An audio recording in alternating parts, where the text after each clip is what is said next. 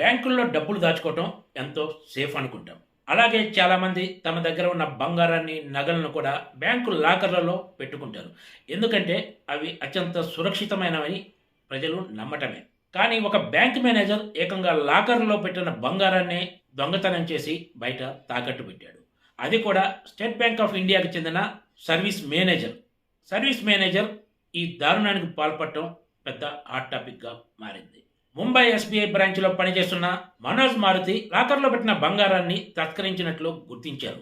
Bank manager ఈ విషయాన్ని గ్రహించి పోలీసులకు ఫిర్యాదు చేయడంతో ఆయన్ను అరెస్టు చేశారు.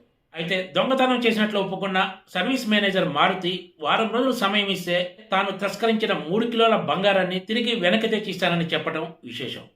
బ్యాంకులో ఉన్న ఈ 3 కోట్ల రూపాయల విలువ చేసే బంగారాన్ని తస్కరించిన సర్వీస్ మేనేజర్ దాన్ని బయట తాకట్టు పెట్టి డబ్బులు తీసుకున్నాడు. ఒక కస్టమర్ ఈ బంగారాన్ని మార్టిగేజ్ చేసి బ్యాంకు నుంచి రుణం తీసుకున్నాడు. దీన్నే సర్వీస్ మేనేజర్ దొంగతనం చేసి బయటకు తీసుకెళ్లాడు. లాకర్లకు సంబంధించి ఇద్దరి దగ్గరే వాటి తాళాలు ఉంటాయి.